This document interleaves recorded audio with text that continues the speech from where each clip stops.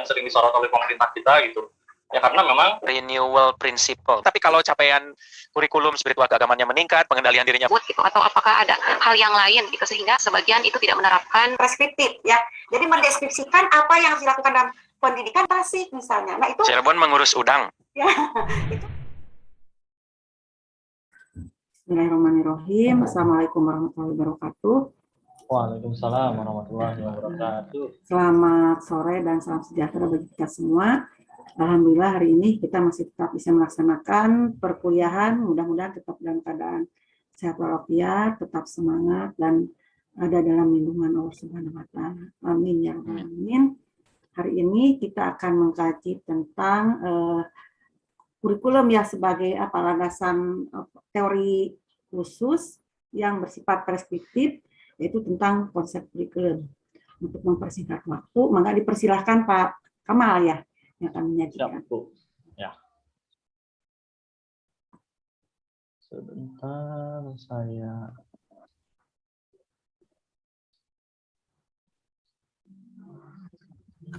Cek, apakah sudah terlihat Ibu Bapak semuanya? Sudah. Oke, ya. Bismillahirrahmanirrahim. Assalamualaikum warahmatullahi wabarakatuh. Waalaikumsalam. Ya.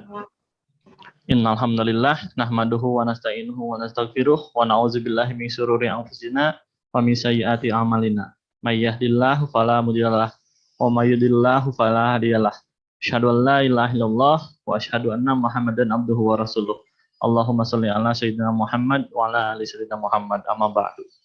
Ya, yang pertama-tama marilah kita ucapkan puja dan puji serta syukur kita kepada Allah Subhanahu wa taala yang bagaimana pada hari ini kita telah hadir dan berkumpul dalam rangka mata kuliah pengembangan teori pendidikan yang insya Allah materinya hari ini tentang kajian penyusunan dan pengembangan kurikulum yang akan langsung disampaikan oleh saya sendiri, Kamal Ismail. Ya, salawat dan salam tak lupa kita curah limpahkan kepada junjungan kita semua, Nabi kita, Habibana wa Nabiyana Muhammad Sallallahu Alaihi Wasallam, dan tak lupa kepada para keluarganya, para sahabat, dan kepada kita selaku umatnya. Mudah-mudahan kita nanti di akhirat nanti akan mendapat syafaat di yaumul akhir nanti. Amin ya Allah ya rabbal alamin. Ya, langsung saja barangkali saya akan langsung masuk ke materi pada hari ini, yaitu tentang kajian penyusunan dan pengembangan kurikulum. Untuk itu, sebelum kita memulai materi hari ini, marilah kita mengucapkan basmalah secara bersama-sama. Bismillahirrahmanirrahim.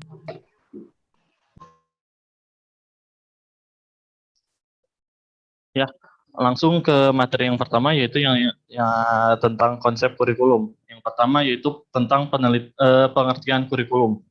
Nah, di sini secara etimologis berasal dari bahasa Yunani, yaitu sarir yang artinya pelari dan kurer yang berasal dari dunia olahraga pada zaman Romawi kuno Yunani, yaitu mengandung pengertian suatu jarak yang harus ditempuh oleh pelari dari garis start sampai finish. Nah, secara etimologis, istilah kurikulum dipergunakan dalam dunia pendidikan dengan pengertian sejumlah pengetahuan atau mata pelajaran yang harus ditempuh atau diselesaikan oleh siswa untuk mencapai suatu tingkatan atau ijazah.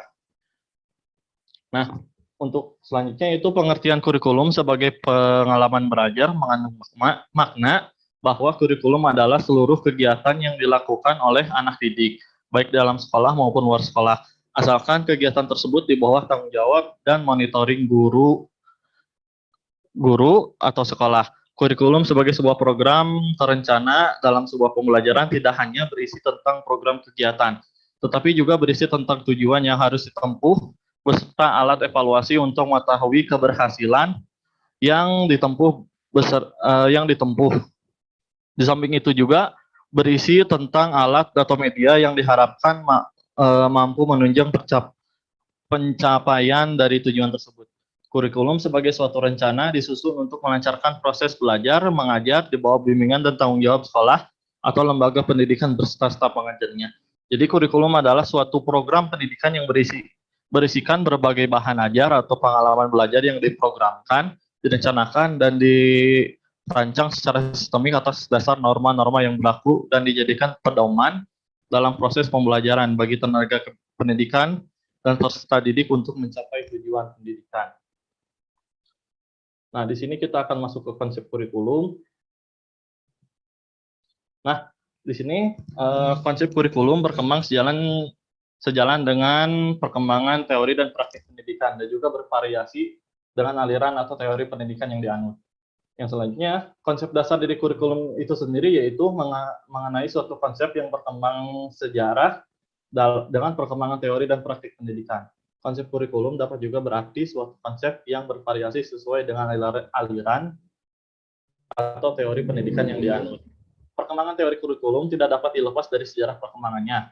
Perkembangan kurikulum telah dimulai pada tahun 1890 dengan tulisan Charles dan McMurray, tetapi secara definitif berawal pada hasil karya Franklin Babbitt tahun 1998. Nah, Maurice dan Johnson membedakan antara kurikulum dengan pengajaran. Yang membedakan antara keduanya yaitu pengajaran merupakan interaksi siswa dengan lingkungan sekitar. Sedangkan kurikulum adalah rentetan hasil belajar yang diharapkan atau sebagai tujuan. Suatu kurikulum juga dapat digambarkan sebagai dokumen tertulis sebagai hasil persetujuan bersama antar para penyusun kurikulum dan pemegang kebijaksanaan pendidikan dengan masyarakat. Suatu kurikulum juga dapat mencakup lingkungan tertentu, suatu sekolah atau suatu kabupaten, provinsi, ataupun seluruh negara. Nah, kita lanjut itu untuk kurikulum jadi sesuai dengan bidang studi, yaitu untuk mengembangkan ilmu tentang kurikulum dan sistem kurikulum. Mereka yang mendalami bidang kurikulum mempelajari konsep-konsep dasar tentang kurikulum melalui studi kepustakaan dan berbagai kegiatan penelitian dan percobaan. Mereka menemukan hal-hal baru yang dapat memperkaya dan memperkuat bidang studi kurikulum.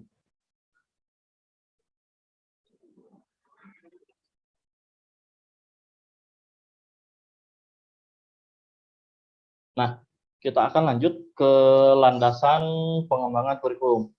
Kurikulum merupakan rancangan pendidikan yang mencakup memiliki kedudukan cukup sentral dalam pengembangan pendidikan. Oleh sebab itu, dibutuhkan landasan yang kuat dalam pengembangan kurikulum agar pendidikan dapat menghasilkan manusia-manusia yang berkualitas. Nah, di sini untuk yang menjadi landasannya di sini terbagi jadi 3, yaitu ada landasan filosofis, landasan psikologis, dan landasan sosial budaya. Nah, yang pertama ada landasan filosofis. Dalam landasan filosofis, filsafat membahas segala permasalahan manusia, termasuk pendidikan, yang disebut filsafat pendidikan.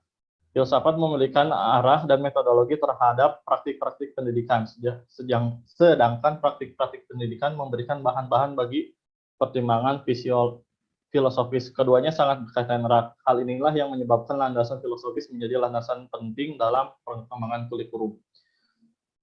Yang selanjutnya landasan psikologis.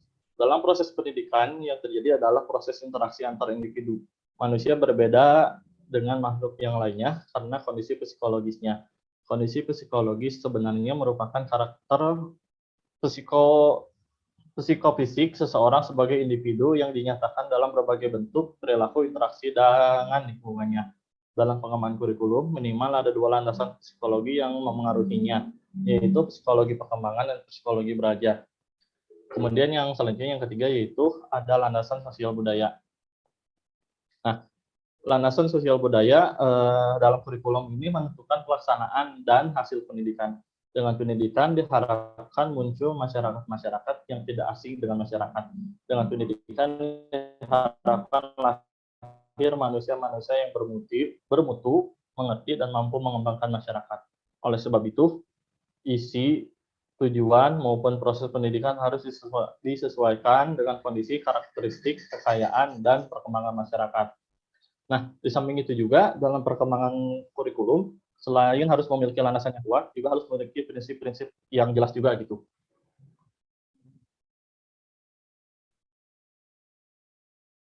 Nah, kita lanjut. Kita lanjut ke komponen-komponen pengembangan kurikulum. Nah, kurikulum tersendiri itu memiliki 5 komponen utama, yaitu yang pertama ada tujuan, yang kedua ada isi atau materi, yang ketiga ada metode atau strategi pencapaian tujuan belajar, Dan yang kelima itu ada organisasi kurikulum, dan yang kelima ada evaluasi. Nah, yang pertama tujuan. Di sini menurut Undang-Undang Nomor 20 Tahun 2003 tentang Sistem Pendidikan Nasional. Nah, di sini pendidikan nasional berfungsi mengembangkan kemampuan dan membentuk watak serta peradaban bangsa yang bermartabat dalam rangka mencerdaskan kehidupan bangsa, bertujuan untuk berkembangnya potensi peserta didik agar menjadi manusia yang beriman dan bertakwa kepada Tuhan Yang Maha Esa, berakhlak mulia, sehat, berilmu, cakap, kreatif, mandiri, dan menjadi warga negara yang demokrasi serta bertanggung jawab. Nah, kita lanjutkan juga dalam Permendiknas nomor 22 tahun 2007 dikemukakan bahwa tujuan pendidikan tingkat satuan pendidikan dasar dan menengah dirumuskan mengacu pada tujuan umum dalam pendidikan berikut. Yang pertama di sini ada tujuan pendidikan dasar, meletakkan dasar kecerdasan, pengetahuan, kepribadian, akhlak mulia, serta keterampilan untuk kehidupan diri dalam mengikuti pendidikan lebih lanjut. Nah, yang kedua, tujuan pendidikan menengah adalah meningkatkan kecerdasan, pengetahuan, kepribadian, akhlak mulia, serta keterampilan untuk hidup mandiri dan mengikuti pendidikan lebih lanjut. Dan yang ketiga, yaitu tujuan pendidikan menengah kejuruan adalah meningkatkan kecerdasan, pengetahuan, kepribadian, akhlak mulia, serta keterampilan untuk hidup mandiri dalam mengikuti pendidikan lebih lanjut sesuai kejuruannya. Tujuan pendidikan institusional tersebut kemudian dijabarkan lagi ke dalam tujuan kurikuler, yaitu tujuan pendidikan yang ingin dicapai dari setiap mata pelajaran yang dikembangkan di setiap sekolah atau satuan pendidikan. Nah, di sini kita lanjut. Tujuan pembelajaran merupakan tujuan pendidikan yang lebih lanjut yang secara operasional yang hendak akan dicapai oleh setiap kegiatan pembelajaran dari setiap mata pelajaran. Pada tingkat operasional ini, tujuan pendidikan dirumuskan lebih bersifat spesifik dan lebih mengembangkan tentang tujuan pendidikan yang lebih lanjutnya gitu. Tujuan pendidikan tingkat operasional ini lebih mengembangkan perubahan perilaku spesifik apa yang hendak dicapai peserta didik melalui proses pembelajaran. Nah, kemudian merujuk kepada pemikiran Bloom, maka perubahan perilaku tersebut meliputi perubahan dalam aspek kognitif, afektif, dan psikomotor. Keberhasilan pencapaian tujuan pembelajaran pada tingkat operasional ini akan menentukan terhadap keberhasilan tujuan pendidikan pada tingkat berikutnya. Terlepas dari rangkaian tujuan di atas, bahwa perumusan tujuan kurikulum sangat erat kaitannya dengan tujuan filsafat yang melandasinya. Nah, kemudian jika kurikulum yang dapat dikembangkan menggunakan dasar filsafat klasik atau perennialisme, esensialisme, atau eksistensialisme, dan sebagainya, sebagai pijakan utamanya, maka tujuan kurikulum lebih banyak diarahkan pada pencapaian penguasaan materi dan cenderung menekankan pada upaya pengembangan aspek intelektual dan aspek kognitif. Apabila kurikulum yang dikembangkan menggunakan filsafat progresivisme sebagai pijakan utamanya, maka tujuan pendidikan lebih diarahkan pada proses pengembangan dan aktualisasi diri peserta didik dan lebih berorientasi pada upaya pengembangan aspek afektif. Pengembangan kurikulum dengan menggunakan filsafat rekonstruksivisme sebagai dasar utamanya, maka tujuan pendidikan banyak dialihkan pada upaya pemecahan masalah sosial dan krusial dan kemampuan bekerja sama. Sementara kurikulum yang dikembangkan dengan menggunakan dasar filosofi teknologi pendidikan dan teori pendidikan teknologis, maka tujuan utamanya akan diarahkan kepada pencapaian kompetensi.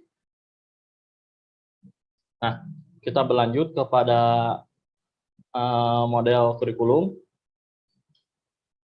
Nah, di sini yang dimaksud dengan model konsep kurikulum itu sendiri yaitu model kurikulum tertentu yang dilahirkan dari suatu paham filsafat, psikologi, atau sosiologi, termasuk di dalamnya yaitu tentang dengan sistem politik serta ilmu pengetahuan tertentu, di mana berbeda pandangan atas hakikat kehidupan dengan manusia yang baik serta bagaimana mewujudkannya akan melahirkan model pendidikan atau kurikulum yang berbeda pula. Setidaknya dikenal subjek akademik, subjek kurikulum pribadi, model kurikulum rekonstruksi sosial, dan model kurikulum teknologis.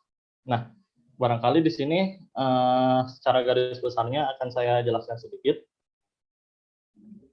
Yang pertama yaitu ada kurikulum subjek akademis. Merupakan kurikulum yang bertujuan untuk mewariskan nilai-nilai dan ajaran-ajaran yang sudah dikembangkan oleh para ahli di masa lalu kepada generasi muda masa kini. Oleh karena itu, materi pembelajaran dalam kurikulum ini adalah apa-apa yang terdapat pada buku-buku tua besar, termasuk dalamnya kitab-kitab suci. Peserta didik diharapkan dapat menguasai isi dari buku-buku atau kitab-kitab itu. Nah, yang kedua, kurikulum pribadi, yaitu model konsep kurikulum yang didesain dan dikembangkan untuk mengembangkan pribadi peserta didik secara optimal. Materi ajar tidak terpaku pada suatu bidang studi tertentu, tetapi disesuaikan dengan minat dan bakat peserta didik. Peserta didik diberi keleluasaan untuk mempelajari segala sesuatunya. Sedangkan guru bertugas memberikan layanan yang baik atas kebutuhan peserta didik. Yang ketiga yaitu ada kurikulum rekonstruksi sosial. Merupakan model kurikulum yang menekankan pentingnya pengembangan individu sebagai pribadi dan sebagai anggota masyarakat. Nah, oleh karena itu, pendidikan adalah proses dan upaya memperbaiki situasi dan kondisi masyarakat di mana individu tersebut berada. Isi pendidikan diupayakan seoptimal mungkin dikaitkan dengan keadaan dan kebutuhan masyarakat, sehingga siswa bisa mengenal keadaan masyarakat dan berkontribusi terhadap masyarakat. Untuk itu, siswa akan mendapat penekanan pada upaya pemecahan masalah dalam kehidupan masyarakat. Namun, itu juga tidak berarti mengabaikan materi ajar yang telah ada atau telah disusun dalam suatu bidang studi dalam subjek akademiknya. Hanya saja materi yang ada di dalam bidang studi itu diberikan atau dipelajari siswa bukan hanya sekedar untuk menguasai konten, tetapi digunakan untuk perbaikan dan pemecahan masalah sosial yang ada juga. Yang keempat yaitu model kurikulum teknologis. Nah, kurikulum ini dikembangkan berdasarkan pada kerangka berpikir teknologis yang berbasis pada ilmu pengetahuan ilmiah. Kurikulum teknologis memiliki sifat hampir sama dengan kurikulum subjek akademik, yaitu untuk mentransfer. Akan tetapi, di dalam kurikulum teknologis ini, yang ditransfer adalah ilmu pengetahuan dan teknologi yang harus dikuasai siswa untuk melakukan suatu bidang kegiatan tertentu. Bukan nilai-nilai yang dianggap baik pada masa lampau. Meskipun mungkin ada nilai-nilai masa lampau yang akan dipelajari, akan tetapi dalam tujuan untuk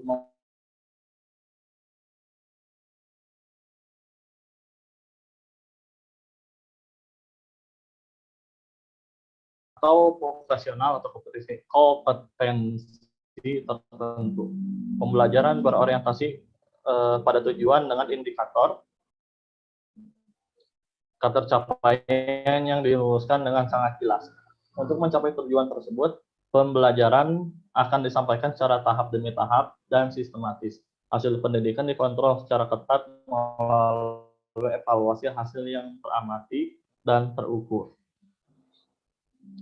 Terima kasih. Nah, itu saja barangkali bisa saya sampaikan untuk materi hari ini.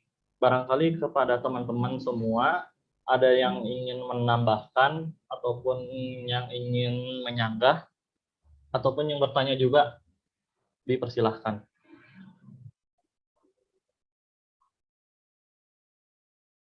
Barangkali kita break dulu sebentar karena di sini sedang azan.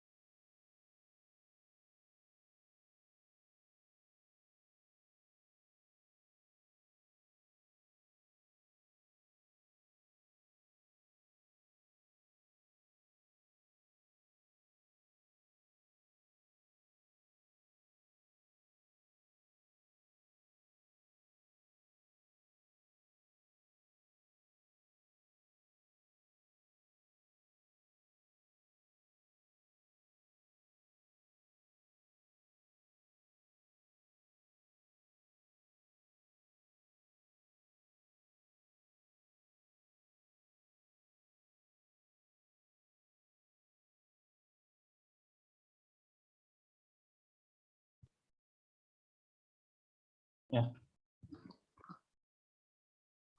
Cek. Ya, bagaimana teman-teman semuanya? Apakah saya ulangi, apakah ada yang ingin menambahkan materi atau menyanggah dan ataupun bertanya mengenai materi yang saya sampaikan hari ini?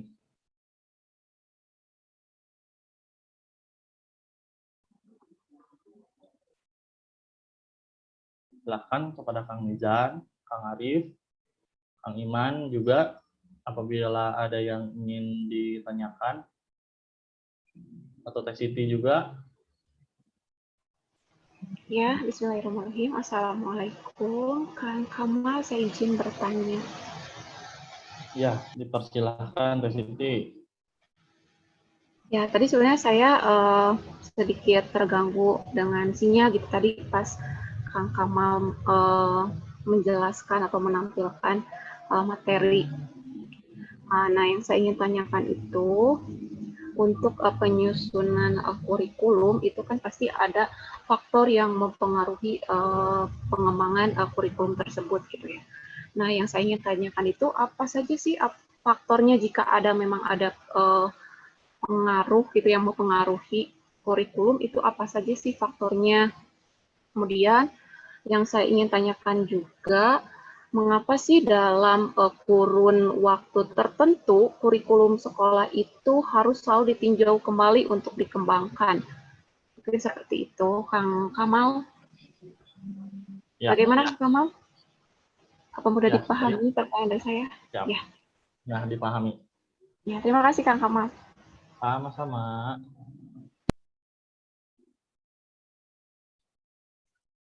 Ya, bagaimana teman-teman semuanya? Apakah ada yang ingin ditanyakan kembali? Atau saya langsung jawab dulu aja ya pertanyaan pertama dari Teh Siti, yaitu terkait dengan penyusunan kurikulum ya, bagaimana hal yang melandasinya. Nah, seperti yang tadi dijelaskan, itu kembali lagi kepada kalau berbicara mengenai pengembangan kurikulum itu bisa kita kaitkan dengan adapun landasan filosofisnya, kemudian landasan psikologisnya, dan yang ketiga itu landasan sosial budayanya. Seperti yang tadi dijelaskan secara filosofis, apakah kita kurikulum tersebut menganut ke filsafat yang seperti apa, itu kembali lagi bergantung kepada ideologis yang dianut oleh masing-masing dari satuan pendidikan tersebut. Yang kedua, dari landasan psikologisnya yaitu balik lagi terhadap psikologi dari masyarakat sekitar yang ada di sekitar lingkungan sekolah tersebut. Itu juga harus bisa disesuaikan dengan kondisi dari sosial budayanya juga gitu. Barangkali kalau misalkan di sini nih, kita di Indonesia dengan berbagai macam suku dan budaya gitu. Nah, di sini pengembangan kurikulumnya di sini itu berbasis sosial budaya itu ya, untuk secara umumnya dan secara khususnya itu secara filosofisnya untuk landasan filosofis itu kalau di Indonesia itu menggunakan landasan filosofis dari Pancasila itu sendiri gitu ya sebagai dasar negara kita. Dan mungkin yang selanjutnya yaitu mengapa kurikulum akan ditinjau beberapa misalkan dalam beberapa waktu itu ditinjau gitu. Nah, kalau yang kalau menurut saya itu berkaitan dengan perkembangan yang perkembangan yang terjadi pada tiap masa gitu. Dalam satu waktu itu kurikulum itu bisa jadi sudah tidak relevan atau tidak istilahnya itu tidak relevan lah gitu istilahnya. Sudah tidak relevan gitu. Kenapa? Karena barangkali berkaitan dengan keadaan geografisnya, keadaan masyarakatnya, terus keadaan teknologi yang berkembang pada saat itu.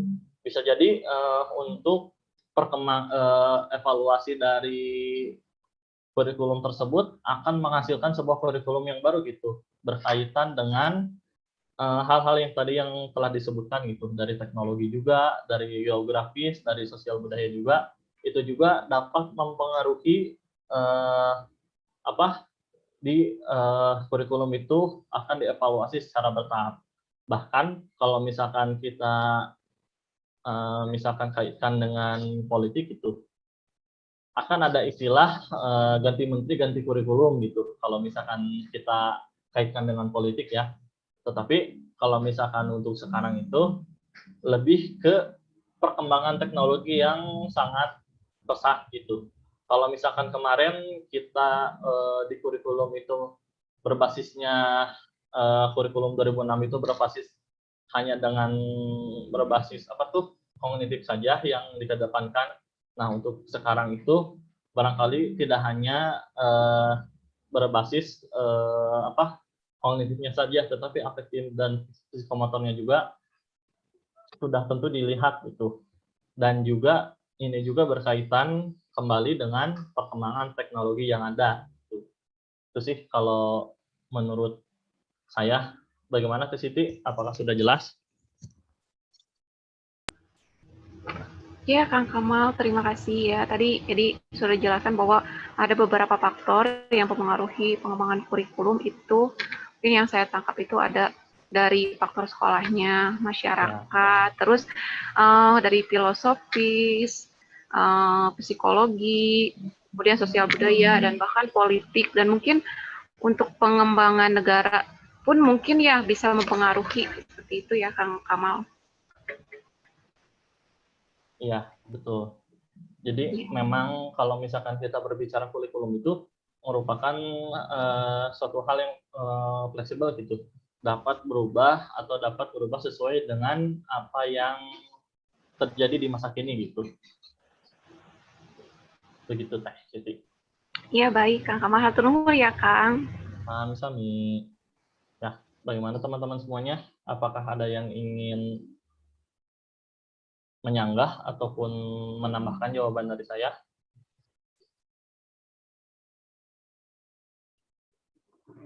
Ya, barangkali dari Pak Ari dan Bu Pupun, bagaimana dengan jawaban dari saya gitu?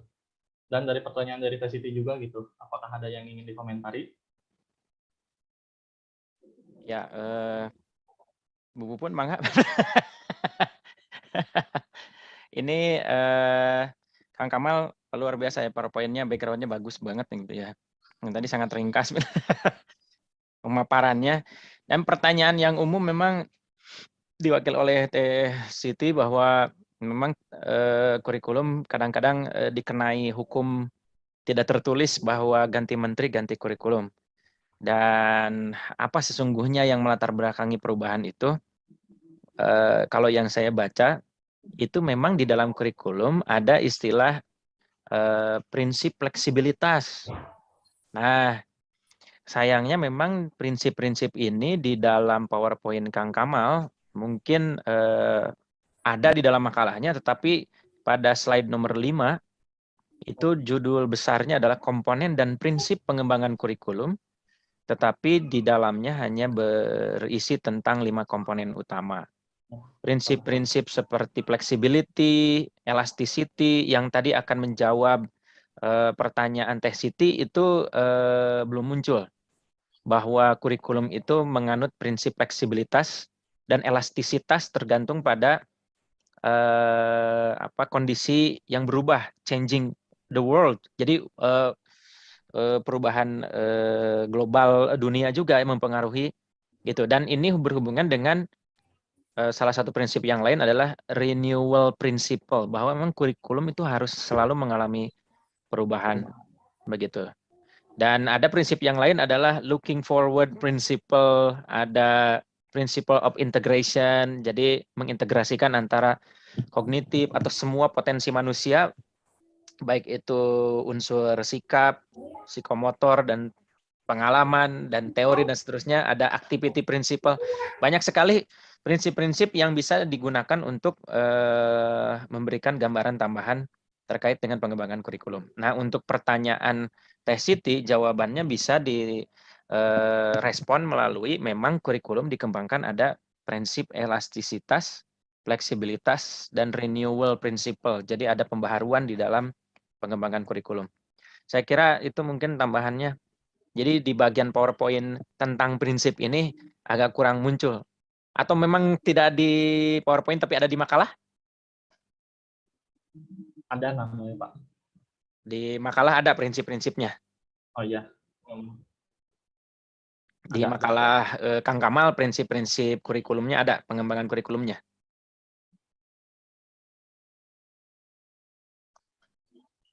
Nampaknya ada sih. Apa tuh? Ada. Apa saja? Sebentar, Pak. Ini koneksinya mohon maaf agak kurang stabil. Oke. Nanti saya bantu cek. Memang kita apa namanya agak instan ya. Makalahnya hari ini dipresentasikan hari ini, kita juga baru baca hari ini. Tapi tidak apa-apa. Kan mungkin kadang-kadang kita belajar hari ini untuk diajarkan besok. Kadang-kadang begitu juga. Itu kurikulum juga, pelaksanaan kurikulum. Gitu. Di sini ada, Pak. Mm-mm. Pak Adi di sini ada. Ini Ya berarti termasuknya- lupa ya, nggak kemasukin ke PowerPoint. Apa saja, Ya. Kang Kamal? Kalau di sini ada termasuk prinsip ada prinsip relevansi, prinsip Nah. fleksibilitas, prinsip Ada prinsip kontinuitas, prinsip Kontinuitas. praktis, prinsip efektivitas. Nah, jawaban yang bisa tepat untuk diberikan pada Teh Siti tadi prinsip relevansi. Mungkin sekarang sudah tidak relevan kurikulum ini karena perkembangan ilmu pengetahuan dan teknologi. Yang kedua tadi masuk yang fleksibilitas. Kalau dari sumber yang saya miliki itu ada renewal principle kalau sebagai tambahan pada bagian ini. Jadi memang kurikulum akan selalu mengalami pembaharuan. Saya kira itu untuk sementara tambahan dari respon bagi Teh Siti ya. Itu adalah Mangga Bu. Sedikit menambahkan dari Pak Ari tadi bahwa tadi sudah dijelaskan dari konsep pengertian kurikulum saja bahwa kurikulum itu dalam arti luas segala sesuatu yang ditempuh dalam pembelajaran kan ya, mulai sarana, prasarana segala macam termasuk itu adalah kurikulum. Jadi segala sesuatu yang ada dan ditempuh yang dilakukan dalam pembelajaran disebut kurikulum. Itu dalam arti luas, dalam arti sempit adalah sama dengan mata pelajaran gitu ya. Nah, kembali lagi kepada konsep tadi yang tanyakan Bu Siti bahwa kenapa selalu berubah ya kurikulum itu tadi sudah jelas dijelaskan oleh Pak Ari, itu ada salah satu prinsipnya fleksibilitas, relevansi, kontinuitas ya, efektivitas tadi sudah dijelaskan. Sehingga di sini juga dipertegas tadi oleh Pak Kamal itu sudah dijelaskan ada salah satu landasannya adalah sosio-antropologis. Di situ mungkin kita harus melihat bahwa budaya, kemudian komunikasi itu selalu fleksibel tergantung situasi dan kondisi sekarang. Maksudnya misalnya ada era di 4.0, sekarang mau 5.0, itu seperti itu kan akan berbeda komunikasi. Kalau sebelum 4.0 komunikasi itu bisa dengan tatap muka, bisa dengan melalui media cetak. Nah, sekarang 4.0 itu lebih ke teknologi, ke komputer dan lain sebagainya, itu berarti harus ada perubahan gitu ya. Landasan sosiokultural yang dipakai yang ada sekarang ini dijadikan pijakan bagaimana mengembangkan kurikulum. Jadi betul tadi ketika ganti menteri ganti kurikulum itu bukan hal itu mungkin common sense lah, pemikiran orang awam bahwa sebenarnya memang kurikulum itu kalau dilihat dari prinsip kurikulumnya sendiri yang di pendidikan formal itu bersifat apa ya? Bersifat dari atas tuh apa namanya, bersifat lambat gitu ya dibandingkan dengan kurikulum yang ada di luar sekolah. Luar sekolah ini kalau ada perubahan saat ini besok dirubah. Nah kalau di kita nunggu dulu, dimonet dulu sekian tahun baru dirubah. Nah ini ada keterbatasan, misalnya kurikulum 2013 itu dirubah karena hasil sebelumnya itu tahun sebelum 2013. Sekarang 2013 sudah berubah lagi. Yang masa harus tetap gitu ya. Sudah berubah lagi, ini juga harus dirubah. Jadi selama 5 tahun, mungkin kenapa 5 tahun sekali itu? Karena mungkin program yang satu periode itu pembangunan dalam jangka pendeknya kan 5 tahun ya. Nah ini mungkin salah satu prinsipnya untuk dimonetnya itu minimal 5 tahun.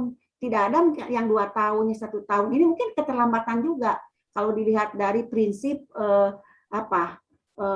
pendidikan yang bersifat dinamis terus, itu mungkin ini yang salah satu dikritisi oleh Ivan Illich, kemudian oleh jadi bubarkan sekolah karena ini menghambat terhadap kebudayaan yang ada, itu terlalu terlambat diberikannya, sehingga sekolah itu selalu ketinggalan kalau menurut Ivan Illich itu, jadi selalu terbelakang. Akhirnya ini karena keterlambatan kurikulum itu bersifat birokrasinya sangat tinggi kalau pendidikan formal itu, jadi menunggu dari kebijakan di atas. Makanya mungkin ada kebijakan lain, ada hidden kurikulum yang ada di kepala kita ini yang bisa merubah setiap saat, itu mungkin yang dalam arti fleksibilitas di sini. Nah, jadi kita ini kalau ada hal-hal yang baru itu bisa dimasukkan gitu. Kalau itu mungkin kita menganut prinsip yang tadi gitu. Dan jadi itu mungkin bukan berarti karena ganti kurikulum, tapi ini karena salah satunya adalah tadi landasan sosiokultural. Kemudian prinsip-prinsip tadi yang sudah dijelaskan oleh Pak Ari, prinsip-prinsip fleksibilitas, relativitas, efektivitas juga termasuk di situ. Itu mungkin tambahannya. Ya, terima kasih kepada Pak Ari dan Bu Pupun yang telah menambahkan jawabannya. Barangkali dari teman-teman yang lain, apakah ada yang ingin ditanyakan kembali? Dipersilahkan. Izin bertanya, Pak Kamal, Ibu, Bapak. Ya, Kang Iman, mangga. Iman ingin menanyakan terkait ya, kenapa ya kurikulum banyak mengacu kepada kurikulum nasional gitu? Apakah emang bisa mengembangkan kurikulum berdasarkan karakteristik geografis dan sosiologi budaya tempat siswa hidup gitu? Jadi apakah kurikulum yang mengacu kepada kurikulum nasional sudah dapat dikatakan sesuai dengan filosofis, tadi itu psikologis dan sosial budaya gitu? Jadi mungkin itu pertanyaannya. Terima kasih. Kang. Terima kasih, Kang Iman. Ya, barangkali saya langsung jawab ya. Nah, di sini tuh mengapa kalau misalkan kita di negara Indonesia itu secara umumnya ya, itu menganut kepada kurikulum nasional gitu, dikarenakan yang pertama itu berkaitan dengan pembangunan dari masa pemerintahan itu tersendiri. Itu juga bisa berkaitan dengan dengan sosial kulturalnya itu bagaimana. Terus yang kemudian kalau misalkan kita melihat dari filosofisnya, yaitu ini bangsa Indonesia itu menganut Pancasila gitu, yang secara otomatis nantinya tuh isi dari pendidikan tersebut akan berkaitan dengan rasa bangga menjadi warga Indonesia dan lain-lain gitu. Itu juga merupakan sebuah program nasional yang barangkali sering dicanangkan oleh pemerintah kita. Dan kemudian juga kalau misalkan pengembangan kurikulum pada tingkat daerah itu juga ada kalau nggak salah. Ada juga, jadi untuk struktur kurikulum itu ada kurikulum nasional, ada kurikulum daerah, dan ada kurikulum satuan pendidikan juga gitu. Yang nantinya itu akan menyesuaikan dengan daerah atau karakteristik dari masyarakat tersebut gitu. Misalkan kita di daerahnya itu di Jawa Barat dan Banten gitu, misalkannya di daerah Kang Iman. Di sini kita mayoritas warganya kan warga Sunda gitu mayoritasnya. Nah, jadi untuk kurikulum tambahannya di sini barangkali ada yang dinamakan dengan misalkan kalau dari segi program itu ada Rebo Nyunda, kalau misalkan dari segi terus ada juga misalkan memakai baju pangsi dan juga kebaya khas gitu. Dan itu juga balik lagi disesuaikan dengan karakteristik dan kebudayaan yang berada di daerahnya gitu. Jadi secara nasional kita harus seperti ini, dan secara daerah misalkan harus seperti ini juga gitu. Barangkali itu sih yang bisa. Terima kasih Pak Kamal. Iya, sama-sama. Ya, barangkali dari teman-teman ada yang ingin menyanggah atau menambahkan jawaban dari saya. Ya, barangkali Pak Ari dan Bu Pupun. Bagaimana saya sedikit Semangat, saya dulu Bu. Pak Ari ya, Pak Ari. Gini. Tadi kalau nggak salah ditinjau dari apa landasan-landasan tadi ya kurikulum itu ya? Ya, kurang jelas ya. Kan di awal sudah dijelaskan bahwa ini ada yang termasuk landasan ideal dan faktual tadi ya. Nah, kalau ini kurikulum itu termasuk teori pendidikan yang bersifat yang deskriptif, bersifat preskriptif ya. Jadi mendeskripsikan apa yang harus dilakukan dalam pendidikan, tapi yang apa yang seharusnya. Sehingga di sini termasuk ada landasan idealnya dalam kurikulum itu, tidak hanya apa adanya gitu ya. Nah, jadi di sini ada landasan filosofi, landasan psikologi, dan landasan sosiokultural. Mungkin ketika berpijak pada landasan filosofi dulu, bahwa tadi sudah dijelaskan oleh Pak Iman sedikit bahwa Pak Kamal di sini ya, bahwa berdasarkan Pancasila, bahwa hakikat kan ketika berbicara filosofi selalu berbicara tentang metafisika, epistemologi, dan aksiologi gitu ya. Nah, di sini kan sudah diajak waktu ketika belajar dikaji filsafat sudah dibahas konsep kenyataan itu apa menurut Pancasila. Konsep manusia itu apa menurut Pancasila. Nah, jadi kenyataan itu sebenarnya berkat rahmat Tuhan yang Maha Kuasa dan didorong oleh keinginan luhur. Ya, jadi intinya bahwa kenyataan itu adalah ciptaan Tuhan lah, atau Tuhan yang pertama, tapi kita harus meraihnya. Nah, ini mungkin ke konsep manusia saja. Manusia menurut Pancasila itu kan dilihat dari ada yang bersifat, dilihat manusia itu ciptaan Tuhan, tapi sifatnya ada yang bersifat monodualisme, ada yang bersifat monopluralisme. Monodualisme itu harus selaras, serasi, seimbang itu ya, antara dunia dan akhirat, jasmani dan rohani, individu dan sosial. Monopluralisme kebineka tunggal ikaan. Nah, hal ini harus diperhatikan bahwa semua tujuan pendidikan harus diarahkan ke sana, ya, yang bersifat monodualisme dan monopluralisme. Oleh karena itu, bagaimana kurikulum untuk mencapai yang itu? Maka muncullah dua kurikulum. Ada yang bersifat sentralisasi, ada yang bersifat desentralisasi. Yang bersifat sentralisasi untuk merealisasikan terciptanya manusia yang bersifat monodualisme. Nah, kurikulum tadi yang dikatakan bersifat desentralisasi atau mulok itu untuk merealisasikan, menciptakan manusia yang pluralisme, beragam, keberagaman. Sehingga yang pluralisme itu ya yang mulok itu beragam. Di Jawa Barat ya belajarnya tentang bahasa Sunda, kebudayaan Sunda, kesenian Sunda, berbeda dengan di Jawa, berbeda dengan di Bali, berbeda dengan di Sumatera. Nah, ini dalam merealisasikan menjadikan manusia yang monopluralisme, beragam, tetap dipertahankan ini kurikulum ini. Nah, yang monodualisme itu yang sentralisasi. Dimanapun pendidikan, mau di Papua, mau di Jakarta, mau di Bandung, sama, harus belajar matematika yang sama, IPA yang sama, karena manusia Indonesia, meskipun di Papua, meskipun harus sama. Nah, jadi itu kurikulum. Jadi kenapa kurikulum di kita seperti ini? Ini landasannya filosofis tentang untuk merealisasikan konsep manusia di Indonesia gitu. Nah, kemudian itu mungkin mudah-mudahan bisa terjawab. Kemudian yang landasan psikologi. Psikologi itu kan bagaimana membantu setiap perkembangan individu kan? Intinya membantu perkembangan individu agar dapat berkembang secara optimal. Mungkin Pak Ari lebih tahu dari psikologi. Ya, hanya dari besarnya seperti itu. Bagaimana melalui kurikulum itu dapat menciptakan manusia itu berkembang secara optimal. Nah, di sini menggunakan konsep-konsep, teori-teori, bahkan ke organisasi kurikulum harusnya seperti apa, gitu. Jadi kan, kenapa sekarang kurikulumnya 2013 bersifat tematik integratif? Itu ada konsep teori di psikologinya, gitu ya. Jadi konsep manusia itu akan bermakna kalau melihatnya secara holistik. Itu ditinjau dari teori mana psikologinya? Kognitivistik.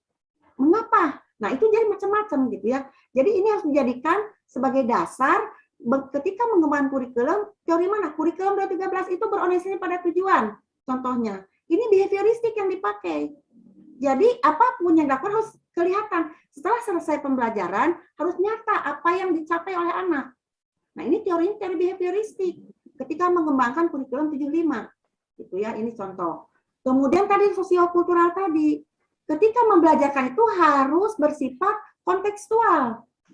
Di mana kita mengajarkan matematika, kelas 1 SD, kelas 2 SD mungkin akan berbeda cara penyajian antara di kota Sumedang dengan di kota Pangandaran. Kota Sumedang ketika berbicara penjumlahan mungkin dengan cara konsep tahu, cara membuat tahu, cara menjual tahu, mungkin itu akan lebih bermakna bagi anak. Tapi kalau di Pangandaran, bagaimana tentang konsep membuat apa mungkin ikan apa mungkin ikan yang bagaimana pemasarannya itu dikaitkan dengan matematika, bagaimana konsep ekonomi yang dikembangkannya itu IPS dan segala macam. Jadi ketika misalkan dalam tema tertentu itu ada misalnya ini ya tentang binatang di sekitar lingkungan, temanya ada sekitar lingkungan. Nah mungkin binatang yang akan dikaji di Pangandaran dengan yang akan dikaji di Garut berbeda. Di Pangandaran apa yang paling muncul? Tidak harus sama. Mungkin kalau di Garut domba, supaya lebih tahu bagaimana domba itu karakteristik. Akhirnya ketika dia itu orang tuanya punya domba, bisa ngurus domba dengan konsep IPA itu, gitu ya. Yeah. Berbeda dengan yang ada di Cirebon atau di Tasik misalnya. Nah itu Cirebon mengurus udang. Ya, itu landasan sosioantropologi. Jadi seperti itu Pak Iman. Jadi bagaimana kita mengimplementasikan landasan filsafat, psikologi dan sosiokultural seperti itu. Itu mungkin yang bisa saya. Ya. Pak Ari barangkali menambahkan. Ya, wah lengkap sekali itu semuanya terbahas dari satu bagian tentang landasan pengembangan kurikulum. Saya ingin menguatkan bagian fokus pertanyaan Pak Iman bahwa kenapa harus ada kurikulum nasional, bukankah prinsip tadi sosiokultur itu ditekankan bahwa harus ada keunikan di dalam konteks di mana manusia itu tinggal begitu. Nah, memang salah satu prinsip yang saya baca ini ada principle of community centeredness, di mana social needs and local needs of the learner should be taken into account. Jadi harus diperhitungkan memang. Nah, tetapi sebagai tambahan kontekstual, tadi ada manusia yang kalau dalam prinsip pendidikan multikultur, budaya itu memandang manusia ada like every other, ada yang mirip dengan semua orang. Berarti kurikulumnya sama semua tuh. Ada like some other. Nah, itu berarti ada yang beberapa orang mirip, yaitu misalnya tadi disebutkan dari Cirebon, khususnya seperti ini. Kadang-kadang kan ini sekarang kampus daerah juga dibuat spesifikasi berbeda ya antara Serang, Cibiru, dibedakan sesuai dengan konteks ininya, pengembangan tujuan pengembangannya. Itu memenuhi prinsip like, dalam prinsip multibudaya itu ada prinsip like some other, mirip, manusia itu mirip dengan beberapa orang. Nah itulah muncul, tapi ada satu lagi yang like no every other, jadi tidak mirip dengan siapa-siapa. Nah disitulah psikologi mungkin tadi ya pendekatannya bahwa semua orang harus memiliki identitas yang unik, yang bisa dikembangkan, walaupun ketika perkembangan optimal itu terjadi, muncul juga dalam psikologi itu mengarah pada social expectation, harapan sosial. Lagi-lagi harapan sosial ini menjadi dasar kenapa kurikulum itu bisa kita tambahkan sesuai dengan kebutuhan di lingkungan masing-masing. Walaupun kurikulum nasional juga penting karena Pancasila untuk menyatukan, kemudian Bhinneka Tunggal Ika. Yang saya anggap kurikulum yang ada sekarang itu seperti skeleton lah, kerangka yang sifatnya core kurikulum intinya ada, tetapi nanti bisa diserahkan. Kalau dulu sih kan ada KTSP itu kurikulum tingkat satuan pendidikan kan, jadi masing-masing satuan pendidikan itu boleh mengembangkan secara bebas kurikulumnya. Tetapi karena di kita itu silaturahimnya bagus, orang Bandung punya saudara di Garut, kemudian telepon, Ibu gaduh RPPI itu, nyuhunkeun. Jadi akhirnya sama aja kurikulumnya, tidak kurikulum tingkat satuan pendidikan. pemerintahan jadi narik, wah sudahlah bikin kurikulum yang terpusat aja. Akhirnya karena silaturahim kita bagus ya, saling contek apa segala macam, ya tidak apa-apa. Tapi pada dasarnya teori yang melandasinya atau prinsipnya tadi ada prinsip atau landasan kultural, atau landasan budaya, landasan sosial, kemudian psikologis, dan filosofis. Nah, untuk pertanyaan Pak Iman tadi mungkin agak cenderung ke yang sosiokulturnya, keunikan di lingkungan budayanya. Itu mungkin tambahannya Pak Iman. Pak Iman selalu lagi di sekolah pada saat kita kuliah? Iya, Pak. Wah, luar biasa. Nah, di situ mungkin melimpah ya wifi-nya. Alhamdulillah. Ya. Oh, Pak Iman jadi kepala sekolah, jangan. Amin. Amin gitu Pak Iman. Ya, Makasih itu mungkin. Ibu, Bapak. Ya. Sangat masukannya sangat luar biasa, Iman. Banyak yang nggak tahu. Silakan Kang Kamal.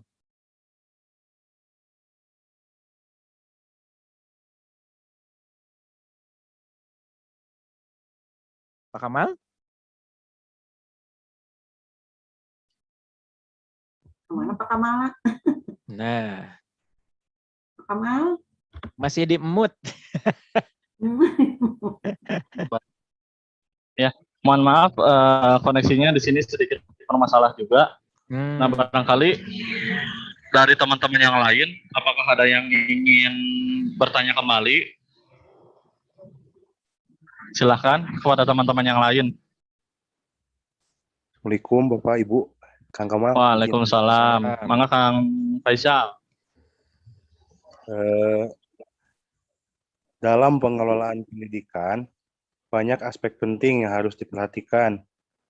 Salah satu contohnya seperti guru, sarana belajar, dan juga anggaran. Nah, akan tetapi, mengapa selalu kurikulum yang sering mendapat perhatian dari pemerintah pusat? Mungkin itu Kang yang ingin saya tanyakan.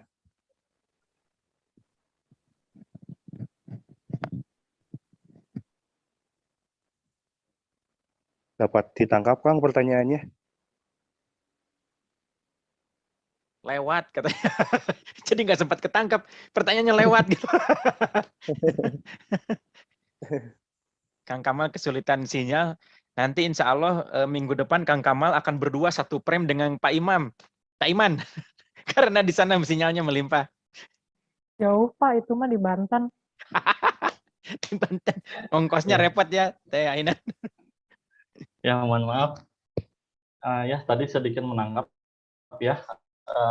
Mengapa gitu dari segi perkembangan pendidikan itu kurikulum yang sering disorot gitu. Ya, tadi kalau menurut saya balik lagi kepada landasan dari kurikulum itu sendiri gitu. Mengapa kurikulum yang sering disorot oleh pemerintah kita gitu?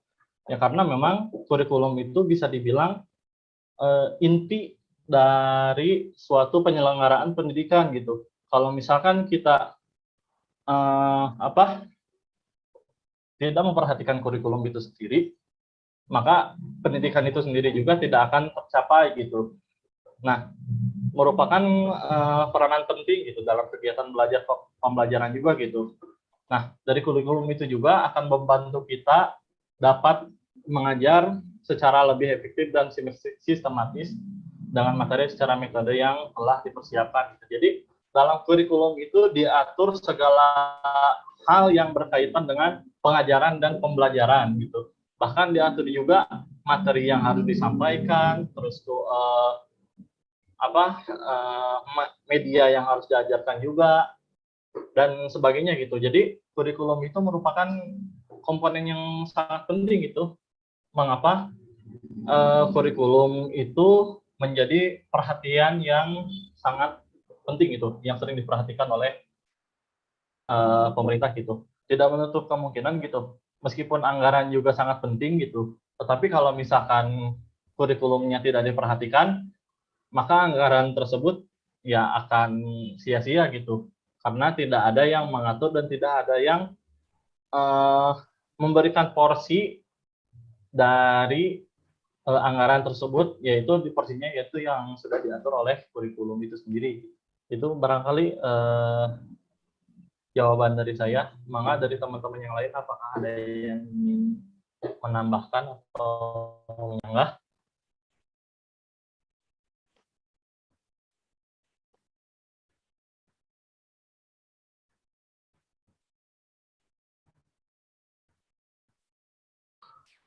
Ya, bagaimana Kang Faisal? Apakah sudah jelas atau belum jelas dengan apa yang saya sampaikan?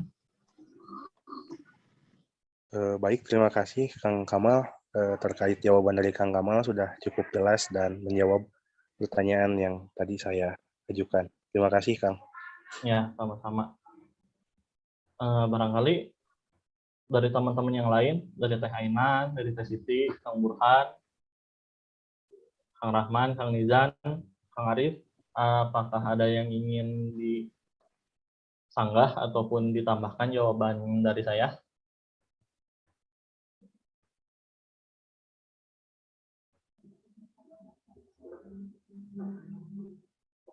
Bagaimana, Kang Burhan? Apakah ada yang ingin disampaikan?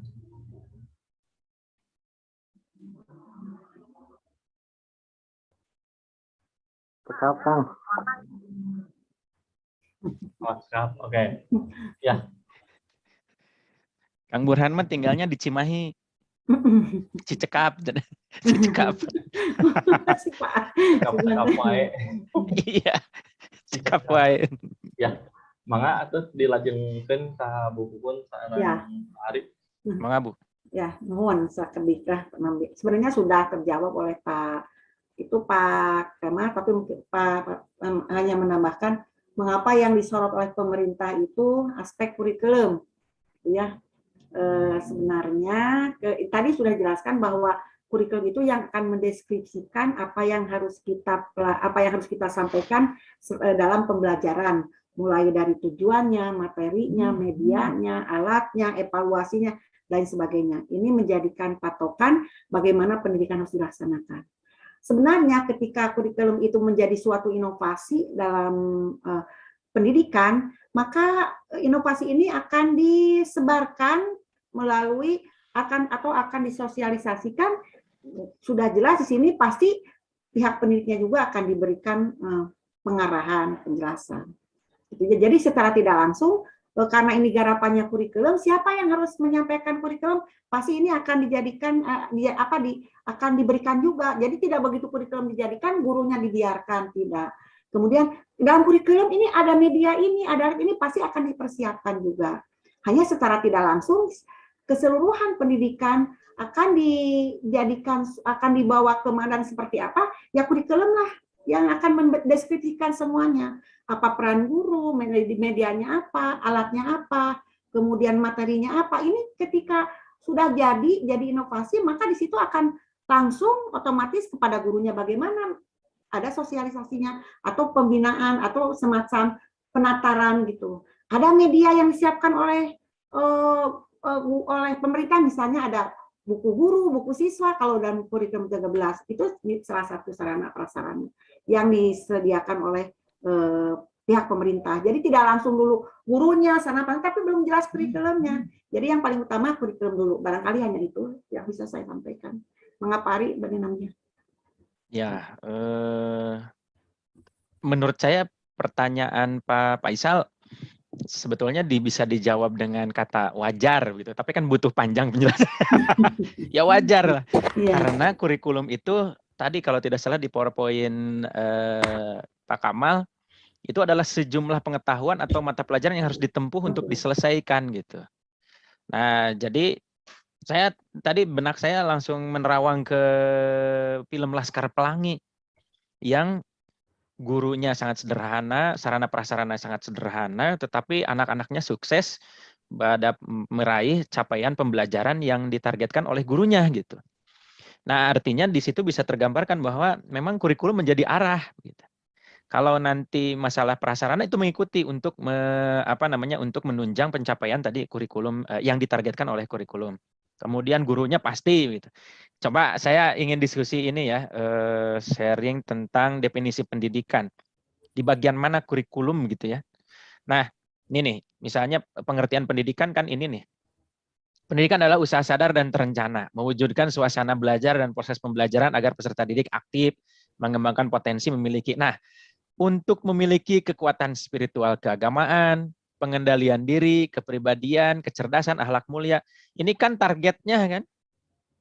Nah, kemudian situasinya harus seperti apa dalam pembelajaran, suasananya, prosesnya, usahanya sadar dan terencana. Jadi yang ditargetkan ini walaupun suasananya bagaimana, tapi kalau capaian kurikulum spiritual keagamannya meningkat, pengendalian dirinya bagus, kepribadiannya sehat, cerdas, akhlak mulia, terampilannya itu lengkap, saya pikir ya sisanya akan mengikuti. Nah, lebih bagus yang mengikuti itu mendukung pada pencapaian target kurikulum. Nah, itu barangkali.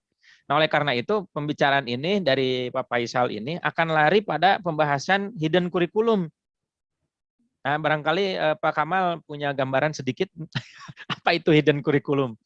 Sehingga ini sering dibicarakan, bahkan kemarin di webinar MBKM pada akhirnya hidden kurikulum kita mengandalkan diri supaya terbentuk kompetensi sosial dan kepribadian. Karena pada kompetensi inti yang lain, profesional dan pedagogik itu sangat diperkuat pada S1 misalnya. Tapi untuk dua kompetensi yang lain itu kapan meinikannya? Kecuali diintegrasikan di dalam hidden kurikulum. Nah, apa dan bagaimana hidden kurikulum, Pak Kamal akan memberikan penjelasan lebih lanjut. Silakan Pak Kamal. Ini kalau moderator kayak begini sebetulnya. Ya. Silakan Pak Kamal. Kalau menurut saya hidden kurikulum itu barangkali apa ya? Kurikulum sesuai dengan namanya gitu. Kurikulum yang tersembunyi gitu. Kurikulum yang istilahnya mah secara resmi memang tidak dicantumkan di dalam kurikulum, baik itu kurikulum nasional maupun kurikulum dari satuan tingkat KTSP-nya gitu, kurikulum tingkat satuan pendidikannya gitu. Dalam artian kurikulum ini, hidden kurikulum ini apa ya istilahnya itu ada program di dalam program gitu, program di dalam program dalam artian ada suatu program penunjang yang artinya itu tidak resmi diterapkan oleh pemerintah kita gitu. Yang dalam hal ini misalkan kalau di dalam kurikulum nasional itu dijelaskan mengenai bagaimana cara untuk merawat lingkungan. Nah, kalau misalkan di hidden kurikulum itu diajarkan bagaimana cara kita cara kita untuk mencintai alam, cara untuk mencintai lingkungan dan lain-lain. Hal-hal yang berkaitan dengan kurikulum yang sudah dicantumkan oleh pemerintah. Nah, namun itu semuanya istilahnya itu tersirat di dalam kurikulum itu sendiri gitu. Itu barangkali kalau menurut saya.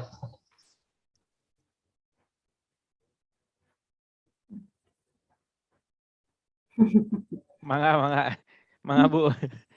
Ya, mungkin hidden curriculum itu kalau dalam istilah konsep ilmu itu kan ada seni dan ilmu dan seni ya. Jadi ini saya rasa hidden curriculum itu adalah mengembangkan apa yang ada di kurikulum secara tersurat, tapi berdasarkan atau yang ada di kepala si pendidik itu sendiri mengembangkan apa yang seharusnya dilakukan. Jadi ini lebih ke kreativitas guru untuk mengembangkan apa yang ada dalam bagaimana ini untuk mencapai yang seperti ini. Tidak lagi mengikuti yang tersurat dalam kurikulum. Menurut prinsip saya bahwa ini harus seperti ini karena sudah tahu karakter anak seperti ini, lingkungan seperti ini. Jadi tanpa ada suruhan atau tertulis di kurikulum saja dikembangkan saja oleh si gurunya itu sendiri. Jadi apa yang ada di kepala hidden curriculum ada di kepala si pendidik itu dikembangkan gitu ya. Mungkin ini kreativitas dari guru untuk mengembangkan pembelajaran seoptimal mungkin sehingga tujuan yang dapat tercapai secara optimal dan secara efektif itu mungkin. Ya, menariknya ini harus barangkali bisa jadi tambahan ya. Untuk makalah Pak Kamal. Ya. Ternyata memang pembicaraan hidden curriculum ini cukup intensif. Kita andalkan bahkan Karena yang dirasakan kurang pada kurikulum formal utama itu larinya ke hidden curriculum. Jadi saking pentingnya hidden curriculum. Ini saya satu definisi dari hidden curriculum. Hidden curriculum can be defined as lesson that are taught informal, diajarkan tidak formal, artinya informal, and usually unintentional. Jadi tidak disampaikan, dikemukakan secara definitif gitu ya, atau tersurat di dalam school system. Nah, ini termasuk ada perilaku-perilaku gurunya, bahkan perspektif gurunya dan sikap-sikap yang harus muncul di dalam diri siswa di sekolah at school. Nah, ini kontras dengan formal kurikulum. Nah, jadi untuk hal-hal yang ini barangkali bisa ditambahkan di makalah Pak Kamal untuk direvisi. Aduh. Bukan direvisi, ditambahkan, Pak Kamal. Mungkin bisa ditambahkan juga Pak Ali di makalah Pak Kamal itu pengorganisasian contoh implementasi kurikulum 2013 sekarang itu organisasinya yang mana, pendekatannya yang mana. Jadi itu bisa diimplementasikan sehingga paham. Kan ketika pengorganisasian kurikulum itu ada yang subject matter, related, kemudian integrated, termasuk yang mana? Karena banyak yang salah tafsir gitu. Padahal kurikulum 13 itu, nah ini silahkan dipertajam, diimplementasikan dari organisasi kurikulum itu. Kalau sekarang kurikulum 13 termasuknya organisasi yang mana? Banyak ini ada model Miller, model demonstrasi, model grassroots, iya. Dan lain-lain. Jadi banyak memang, silahkan ditambahkan Pak Kamal. Iya. Pak Kamal, silakan.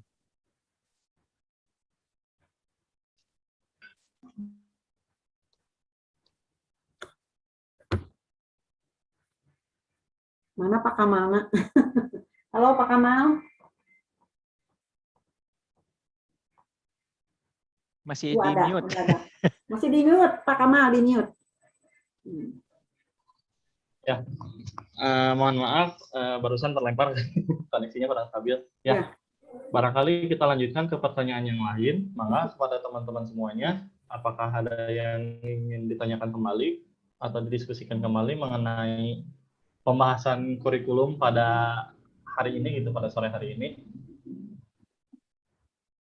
Ya, Kang Kamal, saya izin untuk bertanya kembali. Bolehkan tidak? Boleh, Teh Siti. Masuk ke YouTube, Teh Siti. Nanti mau di-share sama Teh Siti. Begini, Kang Kamal, kan jika melihat keadaan sekarang ini kan sedang pandemi. Nah, kemudian pemerintah itu membuat kurikulum darurat gitu. Disesuaikan dengan keadaan sekarang gitu. Nah, namun ternyata pada penerapannya itu saya melihat jika ada salah satu sekolah itu ternyata tidak memakai kurikulum darurat tersebut gitu. Jadi seperti pembuatan RPP pun masih menggunakan RPP yang dulu gitu. Tidak menyesuaikan dengan keadaan sekarang gitu. Nah, yang saya ingin tanyakan itu mengapa demikian gitu? Apakah ada kendala dari kurikulum darurat tersebut gitu, atau apakah ada hal yang lain gitu sehingga sebagian itu tidak menerapkan kurikulum tersebut, kurikulum darurat? Mungkin seperti itu, Kang Kamal. Ya, Kang Kamal. Ya, baik, jadi sebentar ya, saya akan. Ya, barangkali kalau menurut saya seperti ini sih, itu semua mengenai kurikulum darurat itu balik lagi kepada satuan pendidik yang mau menerapkannya gitu. Apakah satuan pendidik itu berkenan menerapkannya atau tidak gitu. Yang jelas, kurikulum darurat ini diciptakan oleh pemerintah untuk menanggulangi agar anak-anak itu tidak terlantar gitu, dalam artian anak-anak itu bisa belajar walaupun dalam keadaan darurat seperti ini gitu. Misalkan kayak kita misalkan kita kuliah misalkan belum bisa bertatap muka, tetapi bisa diakali dengan Zoom meeting gitu. Nah, itu semua kurikulum darurat itu juga berlaku juga untuk barangkali bagi beberapa sekolah gitu. Namun di beberapa sekolah tertentu, terutama kalau misalkan kita melihat dari segi geografis itu ya, dari segi geografis ataupun dari segi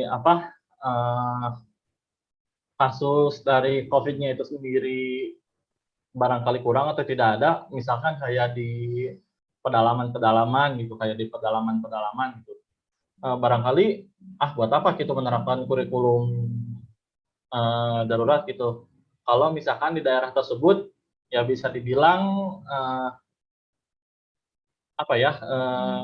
tidak kasusnya itu sendiri rendah, bahkan kalau misalkan ini mah tidak ada sama sekali kasus gitu. Misalkan contohnya kalau nggak salah itu kayak di Baduy gitu misalkan.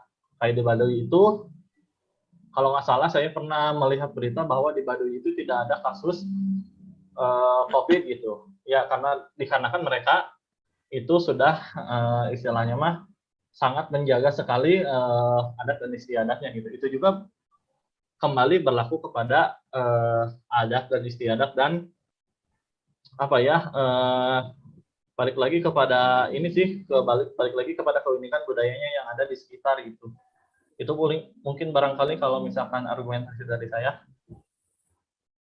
Bagaimana ke Siti? Apakah belum puas? Halo? Ya, Kang Kamal, mungkin menurut Kang Kamal itu disesuaikan gitu ya dengan lingkungan sekitar. Nah, mungkin berbeda pendapatnya jika menurut Pak Ari ataupun Bu Pupun. Ya, sedikit Pak Ari menambahkan dulu saya. Jadi Mangga. Bu Siti, kan ini kurikulum itu adalah yang disodorkan sekarang kurikulum ini adalah suatu kurikulum alternatif yang harus dipilih. Apakah mau dipakai atau tidak itu ada keputusannya, jangan karena kebijakan harus dipakai. Nah, inilah harus berpikir kritis itu di situ Bu Siti. Nah, kalau seandainya ini tidak memungkinkan dipakai dan memungkinkannya sekarang, kenapa tidak? Nah, ini pilihan ketika mau pakai atau tidak itu kita harus berdasarkan suatu landasan yang kuat. Nah, jadi kenapa ada orang yang tidak memakai? Nah, ini kalau tidak memakainya dengan dasar yang kuat, saya rasa tidak apa-apa. Inilah yang harus dilakukan oleh seorang pendidik, membuat suatu keputusan. Kan ini teori kurikulum salah satu teori yang dijadikan dasar itu, apakah mau dipakai atau tidak itu harus punya alasan yang kuat gitu ya. Misalnya begini, ternyata saya bisa mengembangkan bahan ajar dan LKPD dengan menggunakan daring, diserahkan tapi bisa menyampaikan tujuan secara optimal. Kenapa tidak? Pakai saja yang dulu kurikulumnya kalau seandainya punya kemampuan yang lebih itu. Gitu dari si pendidiknya. Jadi jangan-jangan ketika masuk dia itu menggunakan kurikulum darurat ini kan disuruh oleh pemerintah, tidak punya alasan. Nah, ini mungkin yang bahaya juga. Jadi turut munding istilahnya Bu, tidak tahu dasarnya apa. Nah, ini yang bahaya gitu ya. Tapi kalau ketika memutuskan saya mau pakai yang mana dengan alasannya apa, itu saya rasa sangat bagus. Itulah yang diharapkan. Mungkin tadi ini berhubungan dengan hidden curriculum itu di situ. Jadi kita selalu tidak mengikuti apa yang ada kurikulum secara tertulis, tapi menurut pendapat saya inilah yang paling tepat bagi anak. Maka silahkan. Kalau menurut saya, selama itu untuk mencapai tujuan pendidikan yang diharapkan gitu. Itu mungkin Bu Siti. Ya. Mangga Pak Ari. Ya, ini saya langsung baca kurikulum darurat dari Permen yang dikemukakan oleh Mas Menteri ya. Tahun 2020 saat lagi gencar-gencarnya COVID, bukan hanya pada pelaksanaan Zoom kemudian disederhanakan dan segala macam, tapi di sini kalimatnya di ayat 2 poin 1, kompetensi inti dan kompetensi dasar yang disederhanakan untuk kondisi khusus. Nah, itu jadi ada kurikulum darurat yang disederhanakan supaya tidak terjadi apa yang dimaksud dengan learning loss itu. Jadi supaya tidak learning loss, yang core kurikulum atau kurikulum intinya itu tetap ada. Di sini ada butir A tetap mengacu pada kurikulum nasional, tetapi butir satunya penjelasannya adalah ditetapkan dan disederhanakan si kompetensi inti dan kompetensi dasarnya, termasuk dalam pelaksanaan pembelajarannya. Nah, jadi ya tadi memang bersifat fleksibel, cuma Saya menduga, nanti silakan Teh Siti dikonfirmasi, guru itu sudah tahu belum tentang isi kurikulum daruratnya? Bisa tidak tahu, abdi manu iya weh, nggak apa-apa. Soalnya kan kebijakan tahun lalu itu, apapun kondisinya, semua siswa naik kelas kan, Iya, iya. sehingga lahirlah istilah learning loss itu gitu. Nah barangkali nanti ya kita sensitif juga terhadap apa latar belakang guru mengambil keputusan itu. Apakah karena ketidaktahuan atau yang paling bagus itu yang tadi disampaikan Bu Pupun, karena tindakan profesional atas pertimbangan tentang kreativitas, tentang penguasaan konsep, dia menentukan sendiri kurikulumnya mau yang ini gitu. Tidak harus selalu pada aturan yang baku begitu. Saya kira itu tambahannya, Kang Kamal.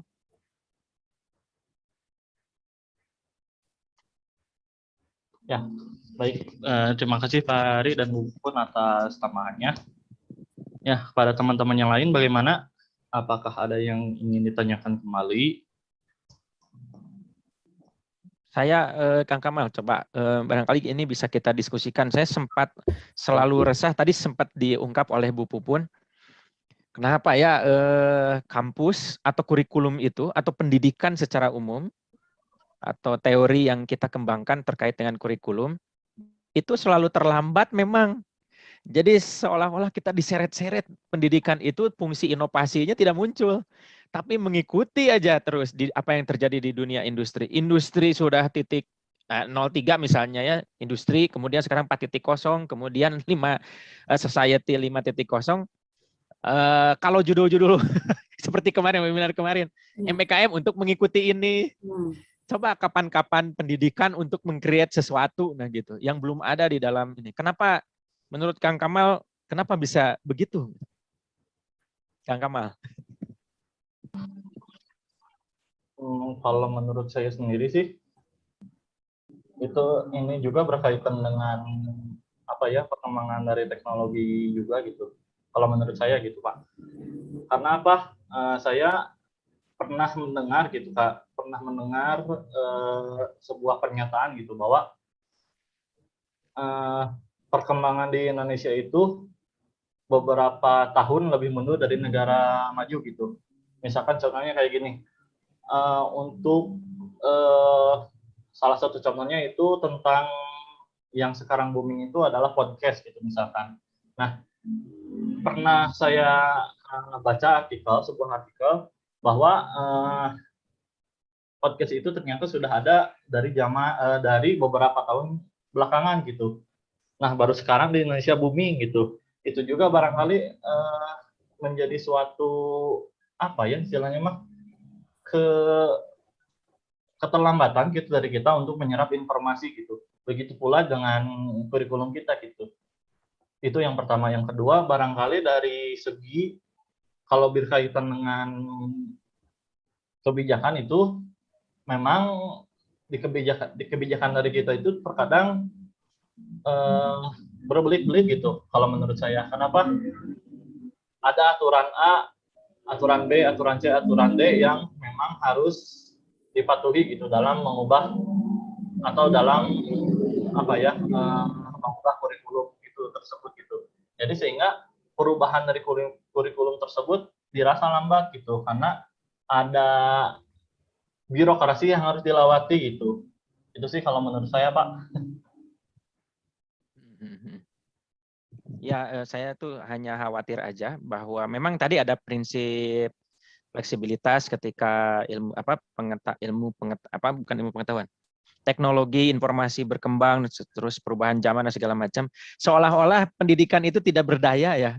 Tidak berdaya, diseret oleh perkembangan teknologi, tapi bukannya pendidikan yang meng-create perkembangan teknologi dan segala macam, tapi malah dunia industri. Nah, itu yang dicemaskan itu. Seperti sekarang Bu, ternyata bakal ada dampak perubahan Facebook menjadi Meta. Sekarang itu saya amati gitu ya, Meta itu sekarang ada jualan kapling tanah tapi maya. Itu kemarin Bu pun yang dibuat oleh putranya Bu Andin. Ya, ya. Itu kan dia membuat dunia sendiri. Membuat dunia, kemudian di situ ada tokoh-tokoh, kemudian perang melawan COVID, bagaimana ada tokoh ini musuhnya ada di dunia itu. Bukan Nah, dunia nyatanya. iya, bukan di dunia nyata. Nah, tapi nanti itu si lahan-lahan itu akan dibeli sama orang yang nanti itu bakal beli itu gitu. Nah, itu nanti konsep meta dan metaverse. Jadi nanti pendidikan pun, wah ini saya prediksi mungkin agak terancam gitu ya. Nanti kalau sudah ada AI yang AI itu artificial intelligence, kecerdasan buatan yang apa namanya bisa menggantikan kemampuan manusia terutama dalam hal penguasaan informasi begitu. Nah, walaupun kita udah sepakat ya bahwa manusia tetap tidak tergantikan dan itu harus kita bersaing. Nah, mudah-mudahan nanti pendidikan ke depan bisa menjadi pionir sebetulnya untuk perubahan, bukan pendidikan mengikuti perubahan terus. Nah, wallahu alam, ini saya masih wallahu alam, masih di dalam pemikiran. Pendidikan Barangkali bukan ada diperalat pendapat. oleh teknologi ya. Iya. Teknologi harus diperalat oleh pendidikan. Iya, makanya jadinya kita mengagungkan teknologi. Iya. Ya, bukan pada Itu Pak kajian-kajian. Ari mungkin kelemahan pendidikan ditinjau dari salah satu ilmu. Nah, itu mungkin salah satu kelemahan bahwa kalau pendidikan dari satu ilmu itu tidak akan menjadikan manusia yang utuh. Nah, ini oleh karena itu pendidikan harus ditinjau dari hal-hal yang bersifat pendekatan filosofi itu. Pendekatan filosofi ya. Betul. Kalau pendekatan tadi hanya dari aspek teknologi, dari ekonomi untung rugi, nah itu jadi satu aspek. Nah itu kalau sudah seperti itu bahaya pendidikan. Kalau sudah diimplementasikan atau ditinjau dari salah satu aspek saja. Dulu mungkin pendidikan itu gencar sama dengan pembelajaran. Jadi pendidikan itu hanya mentransfer ilmu. Kan pernah terjadi seperti itu. Nah, jadi akhirnya apa? Itu dengan melalui sistem modul, sistem apa cukup pendidikan, tidak. Iya, benar, Bu. Nah, oleh karena itu maka di sini pendidikan kalau dilihat dari aspek itu kan holistik, kognitif, afektif, psikomotor gitu. Nah, itu mungkin bahayanya kalau kita meninjau dari satu aspek. Iya, betul. Jadi mungkin jawaban sementara nanti barangkali berkembang ya, Bu. Dari Bu Pupun bahwa melihat pendidikan itu perkembangannya tidak boleh hanya melihat dari satu aspek saja. Jadi ketergantungannya itu melihat pada aspek-aspek yang lain juga harus dipertimbangkan. Itu mungkin Kang Kamal. Ya. Ini juga menarik sih, Pak, kalau misalkan pendidikan kita juga pendidikan dalam artian luas itu tergerus sama teknologi juga gitu. Soalnya memang untuk pada saat ini akar dari pendidikan itu kan kalau kita misalkan ingin belajar sesuatu itu, kalau ingin secara mendalam pasti kita akan larinya ke filsafat gitu. Nah, dari filsafat itunya sendiri sekarang kita secara umum juga sudah jarang dipelajari gitu oleh orang-orang. Sekarang itu lebih ke materialistis, ke kapitalis gitu, lebih ke mementingkan bagaimana kita bertahan hidup, bukan bagaimana cara kita bertahan hidup gitu. Ya barangkali dari aspek dasarnya itu sendiri yang kurang kuat gitu, barangkali untuk perkembangan zaman ini gitu. Iya. Apaan di PIP juga mata kuliah filsafat dihapus. Iya. Iya, betul. Kecuali Rocky Gerung ya yang berani. Iya, Rocky Gerung pernah ada satu tayangan ternyata bicara itu di ILC itu ada ulang tahun apa begitu. Bu, nanti kita simak terkait dia bicara tentang pedagogi juga dan filsafat. Pentingnya pemimpin itu sebagai pedagog. Luar biasa ke sana gitu. Ya artinya dengan mempelajari filsafat bisa luas juga cakrawala, betul. Ya. Bagus kalau ditayangkan Pak Ari tuh. Iya, nanti kapan-kapan. Betul. Baik, Kang Kamal, ada lagi? Nah, gimana? Ada lagi teman-teman semuanya? Rahinan, barangkali yang penasaran. Belum muncul itu Pak Rahman, Pak Nizan, dan Pak Arif nih. Pak Arif ini masih menampilkan foto untuk ini buku nikah gitu. Warna merah udah dikit ini kan. Pak Arif, apakah ada di tempat? Hadir, Pak. Hadir ya, Pak Nizan, ini Pak Rahman. Pak Nizan. Ini nanti di YouTube-nya begini nih. Bentar ya, saya share screen live streaming. Nah, jadi yang hanya on cam saja yang muncul. Sisanya tidak ada. Itu makanya hari ini Bu Siti tampil sempurna. Tampil on cam. Udah tahu ya? Udah tahu. Nanti akan diupload. Jadi Teh Siti nanti, iya, Teh Siti nanti akan saya share. Karena yang saya mah unlisted, tidak di ini, tidak di publik. Iya. Iya, iya. Bisa Pak, caranya gimana itu Pak kalau tidak di publik? Digabung Bu, jadi si Zoom, password Zoom itu digabung dengan sistem yang ada di YouTube. Gitu. Jadi perkuliahan tuh tidak perlu di-record lagi si Zoom tuh. Ada buktinya langsung lah. Iya. Belum bisa saya. Iya, nanti insya Allah Bu. Iya. Kan kita sedang diseret berarti Bu Puput. Iya. Sedang diseret teknologi ini. Iya. Iya. Tapi teman-teman, Bu Puput punya channel, silakan di-subscribe. Pari. Itu harus dipromosikan. Sadari wah ini rada jam saihela Pak. Iya, tidak ininya, tidak update. Tugas sih beres-beres modul. Kami Bu, aduh, ayeuna BKD bentrok Jadi, aduh ya Allah. Sementara ini dulu bereskan dulu. Insya Allah udah Desember. Amin. Insya Allah konsep-konsep teori nih. Barangkali ada yang masukan nanti dari Pak Ari, dari teman-teman. Iya. Teori pendidikan boleh dimasukkan nanti. Iya, betul. Gitu, mungkin. Pak Rahman. Cek Pak Rahman. Hadir, Pak. Hadir. Pak Rahman, kemana Pak Rahman teh suruh Pak Ari? Pilih penak di jalan, Pak Rahman. Penak di jalan.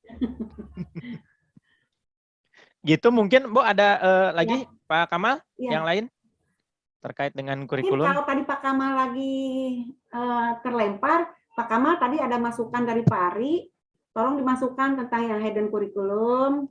Kemudian bagaimana implementasi dalam kurikulum 13 itu ditinjau dari organisasi kurikulumnya, dari model-modelnya. Modelnya yang mana, termasuk yang mana itu kurikulum 13 itu. Itu supaya lebih diaplikasikan, itu berarti tingkat pengetahuannya lebih bisa mengimplementasikan, tidak hanya sampai C2, minimal C3 Pak di makalah itu gitu ya yang diharapkan itu. Mungkin Pak Kamal. Gimana teman-teman? Apakah ada yang ingin ditanyakan kembali? Cekap ya tuh. Cekap aja. Ya, barangkali kalau misalkan tidak ada yang ditanyakan kembali, di sini saya sedikit ada kesimpulan gitu mengenai pertemuan pada hari ini. Ya, berkaitan dengan kurikulum, merupakan salah satu komponen yang memegang peranan penting dalam kegiatan belajar mengajar. Kurikulum akan membantu kita untuk dapat mengajar secara lebih efektif dan sistematis dengan materi serta metode yang telah dipersiapkan. Kita tentunya telah mengetahui bahwa kurikulum menunjukkan semua pengalaman belajar siswa di sekolah. Atas dasar pandangan tersebut diperoleh kesan bahwa sekolah dapat dipandang sebagai miniatur masyarakat, karena di dalam lingkungan sekolah, murid mempelajari segi-segi kehidupan sosial seperti norma-norma, nilai-nilai, adat istiadat, gotong royong, kerjasama dan lain-lain. Gitu. Semua ini mirip dengan apa yang terjadi di lingkungan masyarakat. Dengan demikian, proses pendidikan dapat diarahkan kepada pembentukan pribadi anak secara utuh dan dicapai melalui kurikulum sekolah. Ya, barangkali dicukupkan dari saya. Mohon maaf apabila ada kekurangan kata atau dari segi pengucapan kata yang kurang berkenan, mohon dimaafkan. Barangkali kita tutup untuk pertemuan hari ini dengan membaca hamdalah syahadat bersama-sama. Alhamdulillahirobbilalamin. Dan ditutup dengan doa akhir majelis. Subhanakallahumma bihamdika asyhadu an la ilaha illa anta. Ya, wabillahi taufiq wal hidayah. Wassalamualaikum warahmatullahi wabarakatuh. Waalaikumsalam warahmatullahi wabarakatuh. Terima kasih untuk semua. Minggu depan Pak Ari masih teori khusus pendidikan preskriptif, riset ya. Kajian riset pendidikan siapa? Riset, riset. Wah, seru nih riset. Nah, Pak Ari, ada Pak Ari. Siapa? Iman, Ibu. Wah, Pak Iman. Pak Iman ya. Kita sudah berbaik sangka sinyalnya bakal bagus. Pak Iman. Tidak akan Boleh terlempar. komunikasi dulu dengan Pak Ari nanti di luar perkuliahan. Barangkali mau ditanya apa yang harus ditampilkan dalam riset. Boleh. Karena Pak Ari itu Japri ahlinya aja. dalam riset. Gitu. Tidak juga. Iya, Belajar aja, gitu. Bang. Ya. Iya Pak Iman ya boleh ya supaya lebih terarah gitu. Iya. Ya. Pak Iman ditunggu di Cimahi, Pak Iman.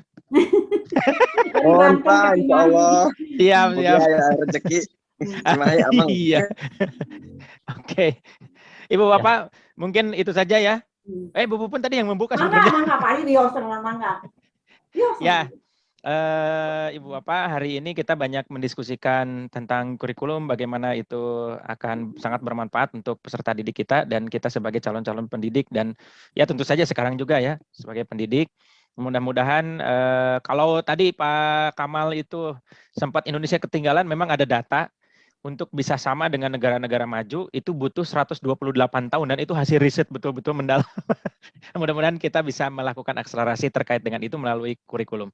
Saya kira itu saja untuk pertemuan kali ini. Terima kasih atas perhatiannya. Mudah-mudahan kita bisa bertemu kembali minggu depan dalam kondisi sehat walafiat. Saya akhiri. Assalamualaikum warahmatullahi wabarakatuh. Waalaikumsalam. Waalaikumsalam warahmatullahi wabarakatuh. Amit Ibu Bapak, mangga. Ya, hatur nuhun, Pak.